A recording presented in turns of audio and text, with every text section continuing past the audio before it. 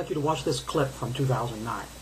You put enough government cheese in front of people, they're just going to keep eating it, and you're just kicking the can down the road. And just to hammer this point about the unemployment benefits extension again, it was Larry Katz, who is the chief labor economist under the Clinton Labor Department, who came out with a study, and there are a lot of these smart economists who say this, that if you keep extending these temporary unemployment benefits, you're just going to extend joblessness even more. This old talking point from the GOP has been going on for years. It continues today. I heard it recently on a Facebook comments section. The right loves to say that the problem is that people are just lazy, and as long as the government's giving them the money, they won't look for work. But then that kind of conflicts with this from 2010. So, Mr. President, with all due respect, next time that urge to apologize kind of tingles up the left's leg, I have some suggestions for who it is who needs to hear that apology. How about for the 15 million Americans who are out of work today? And how does the GOP propose to solve this problem? Well, the GOP and the Blue Dog Democrats, who don't understand that you need to spend money to make money, tend to try to solve the problem this way. Plain and simple. This bipartisan compromise is about creating jobs. Extending middle-class tax cuts will help create jobs. Not extending them would cost jobs, and we just cannot afford to lose jobs. In this country, we currently have a progressive tax system. A lot of Republicans and conservatives, teabaggers, etc., want to solve the problem by going to a fair tax or a flat tax. Well, the fair tax isn't fair, and the flat tax is only flat if you're one of the poor. Let me explain what I mean by that. The government has so much spending on its budget. If we want to maintain the spending in the budget, then what we have to do is we have to maintain the amount of income. Well, at the current system, the progressive system, you make X amount of dollars and you pay no taxes on that X amount of dollars, no matter who you are. If that's all the money you make, you don't pay any taxes at all. If you make more than that, then you pay only on the next tier. On the next tier, you pay X number of dollars, and you pay no more than that unless you make more money. If you make more money than that, you pay X amount of dollars on the next tier. That's fair.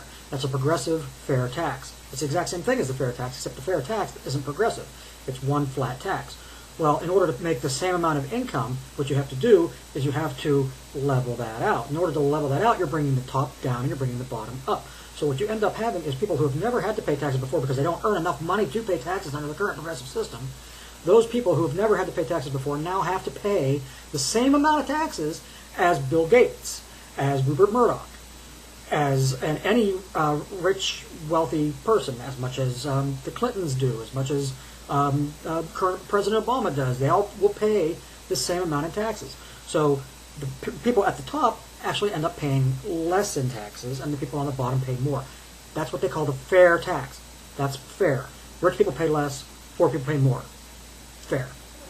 Now, the flat tax, the way the flat tax works is there is no income tax. Everything is taxed according to what you buy. So, if you're living paycheck to paycheck, spending every dime that you make, then every dime that you make as you spend it is taxed.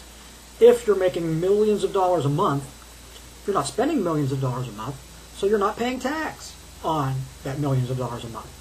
So who's paying the lion's share then? The government still has to bring in the same income. So the flat tax burdens the poor. Now this idea that the wealthy are paying more than their fair share of tax, and they'll point out that they're paying 37%. Let me explain to you something.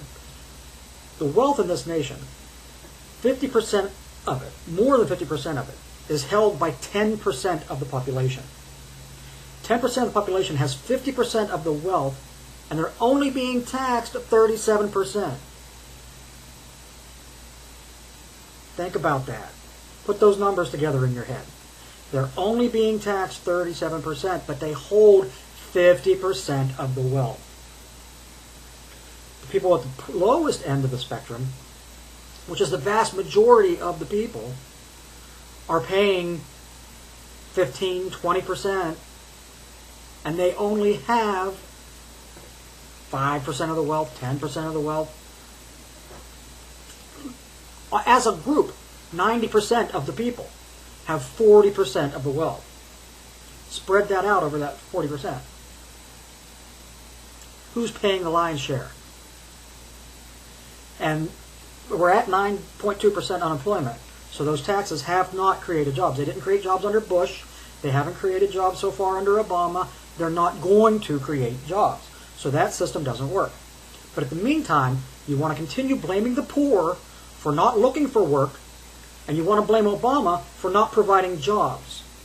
You can't blame somebody for not providing jobs if the reason that they're not providing the jobs is that you're not letting them do the policies that they want to do. You're implementing your policies which you know have failed. And you can't blame the people who aren't finding the jobs for not looking for jobs. When they are looking for jobs, they're not being lazy taking your money. They're looking for jobs. They want to work. I hate Republicans. Hate them. Thank you for listening.